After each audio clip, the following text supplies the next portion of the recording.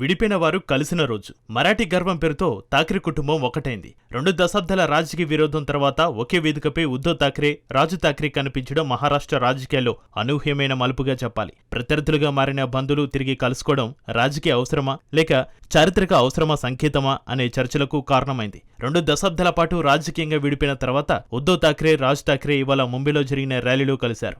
అవాజ్ మరాఠీచా మరాఠీ స్వరం పేరుతో ఈ కార్యక్రమాన్ని శివసేన ఉద్ధవ్ బాలాసాహెబ్ ఠాక్రే, మహారాష్ట్ర నవనిర్మాణ సేవ ఎంఎన్ఎస్ సంయుక్తంగా నిర్వహించాయి. 2005 తర్వాత విడిపోయిన ఇద్దరు నాయకులు ఒకే వేదికపై కనిపించారు. మహారాష్ట్ర ప్రాథమిక పాఠశాలలో హిందీని 3వ భాషగా తప్పనిసరి చేసే వివాదాస్పద విధానాన్ని మహాయుతి సంకీర్ణం ఇటీవల వెనక్కి తీసుకోవడం కొత్త రాజకీయ సమీకరణాలకు కారణమైంది. 64 ఏళ్ల ఉద్ధవ్, 57 ఏళ్ల రాజ్ ఇద్దరు ఈ ప్రతిపాదనను తీవ్రంగా వ్యతిరేకించడమే ప్రభుత్వం వెనక్కి తగ్గడానికి కారణమని తెలుస్తోంది. తాజా ర్యాలీని మరాఠీ భాష గుర్తింపునకు విజయంగా పేర్కొన్నారు. బాల్ ఠాక్రే చేయలేనిది చాలా మంది చేయలేనిది, దేవేంద్ర ఫడ్నవీస్ మనల్ని ఏకం చేశాడని వేదికపై రాజ్ ఠాక్రే అన్నారు. అధికార పార్టీ విధాన భవన్లో అధికారం చెలాయించవచ్చు, కానీ తమకు రోడ్లపై అధికారం ఉందని ఆయన అన్నారు. 3 భాషల సూత్రాన్ని ఎక్కడి నుంచి తెచ్చారని మండిపడ్డారు. హైకోర్టు, సుప్రీంకోర్టులో ప్రతి అంశం ఇంగ్లీష్లో ఉంది, హిందీ ఎందుకని ఆయన ప్రశ్నించారు. మహారాష్ట్ర మేల్కొంటే ఏం జరుగుతుందో చూస్తారని రాజ్ ఠాక్రే మండిపడ్డారు. బీఎంసీ ఎన్నికలు సమీపిస్తున్న తరుణంలో ఈ చర్యను సాంస్కృతిక నిరసన కోసం విడిపోయిన దేయాదులు కలిసి వస్తున్నట్లుగా కాకుండా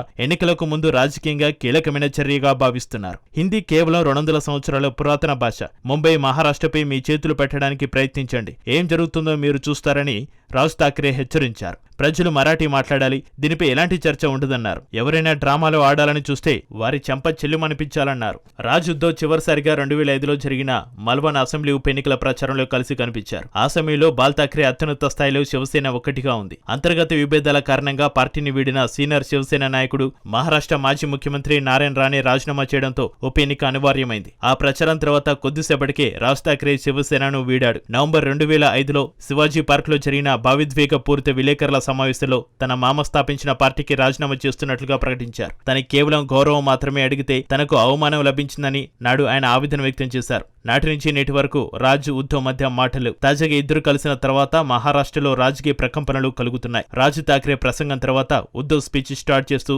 గౌరవనీయ ఉద్ధవ్ ఠాక్రే అంటూ మాట్లాడారు. జనవరి 2003లో బాల్ ఠాక్రే తన కుమారుడు ఉద్ధవ్ను పార్టీ వర్కింగ్ ప్రెసిడెంట్ గా నియమించడం, ఆ ప్రకటనను అధికారికంగా రాజ్ ఠాక్రే స్వయంగా చేయడం విశేషం.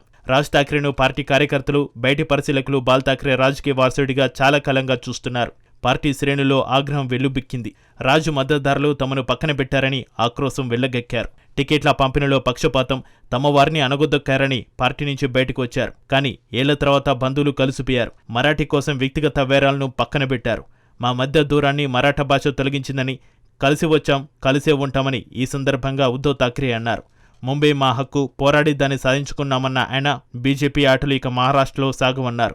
బీజేపీ ఒక దేశం, ఒక ఎన్నిక ఆలోచనను గుట్టురట్టు చేస్తామన్నారు. హిందూస్థాన్ తమకు ఆమోదయోగ్యమే అయినా మహారాష్ట్రలో మరాఠా మాత్రమే ఉంటుందని హిందీని అనుమతించమన్నారు.